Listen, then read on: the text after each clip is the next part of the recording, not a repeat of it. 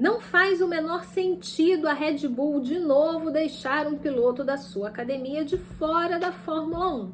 Só que isso também diz muito sobre a Fórmula 2. Confere só.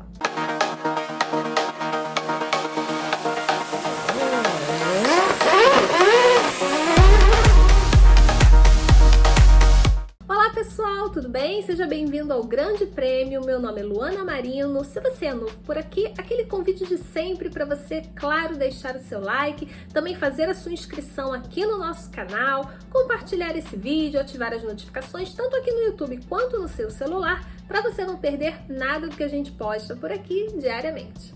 Bom, essa sem dúvida foi a notícia da semana, a volta de Daniel Ricciardo ao grid da Fórmula 1 para ocupar a vaga de Nyck de Vries, demitido da AlphaTauri, uma demissão anunciada já.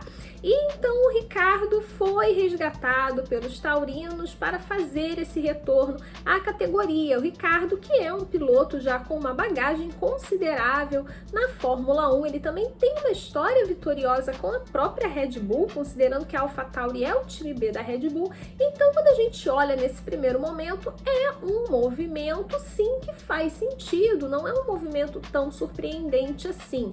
Só que levanta algumas questões do porquê, mais uma vez, a AlphaTauri escolheu um piloto fora da rota da academia da Red Bull. Isso é que não faz sentido quando a gente considera que a AlphaTauri, como time B da Red Bull, a razão da existência dela é ser justamente esse rito de passagem para os meninos que estão na academia poder chegar não só à Fórmula 1, como também serem candidatos também a uma vaga na própria Red Bull. Só que tem alguns pontos interessantes para a gente analisar, principalmente no que diz respeito à Fórmula 2. E é interessante a gente sim fazer essa análise partindo do ponto de que talvez esse último degrau até a elite do automobilismo mundial, como é vista a Fórmula 2, da maneira como a Fórmula 2 é enxergada, talvez haja uma falha na maneira como a Fórmula 2 prepara esses pilotos para a Fórmula 1. Primeira coisa que é importante a gente colocar aqui nessa análise é com relação ao equipamento. O carro da Fórmula 2, ele é um carro muito diferente do carro da Fórmula 1. Primeiro que os chassis da Fórmula 2 que são produzidos pela Dallara, eles são chassis padronizados, então tem essa proposta de ser um carro padrão para todas as equipes, todos os pilotos, você tem um único fornecedor de motores.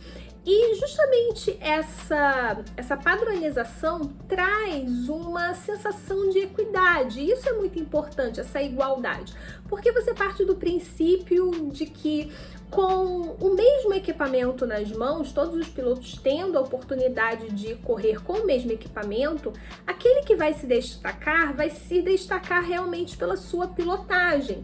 Só que ao mesmo tempo que isso traz essa igualdade para o grid, isso também pode atrapalhar no que diz respeito ao preparo desse piloto para de fato ele chegar na Fórmula 1. Seria muito mais interessante se o equipamento da Fórmula 2, o carro da Fórmula 2, ele fosse mais similar ao carro da Fórmula 1, para que não houvesse a necessidade desse tempo de adaptação, para que o piloto pudesse atingir uma maturidade, para que ele se adaptasse à categoria. Então fica esse questionamento em torno de como a Fórmula 2, como categoria escola, como último degrau para a Fórmula 1, como que a Fórmula 2 realmente se porta em termos de preparar um piloto realmente para avançar dentro do automobilismo. Será que a Fórmula 2 realmente, ela como escola, ela está preparando direito esse piloto?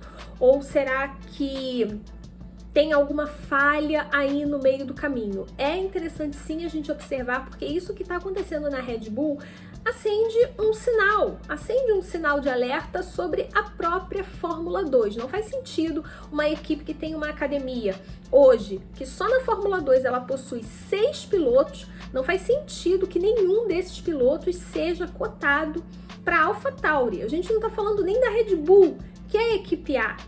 A questão toda é que se há de fato uma falha nesse processo da Fórmula 2, isso pode se refletir lá na frente na própria renovação do grid da Fórmula 1. A gente vê as equipes de ponta, Red Bull, Ferrari, Mercedes, equipes que hoje se preocupam em ter em seu banco de candidatos pilotos que elas consideram capazes de tocar para frente esses projetos que já são projetos sólidos e projetos vencedores. É preciso uma proximidade maior entre Fórmula 2 e Fórmula 1 em termos de equipamento, em termos de preparo, aumento de testes. Precisa ter testes, esses meninos precisam treinar com carros de Fórmula 1 mais do que treinam.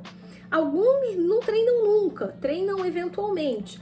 Precisa haver sim uma forma, uma maneira de poder aproximar, preparar mais esse grid para eles chegarem à Fórmula 1 muito mais prontos e sem ter que passar por um período tão grande de adaptação e até correndo risco de serem descartados antes do tempo, porque eles não tiveram a chance de poder de fato se desenvolver da maneira correta. Bom, mas eu quero saber agora qual é a sua opinião sobre a Fórmula 2. Você acredita que a Fórmula 2 é realmente o último degrau ideal para chegar na Fórmula 1 ou você também acha que há alguma falha aí nesse sistema? Deixa aí nos comentários. Eu vou ficando por aqui e até a próxima!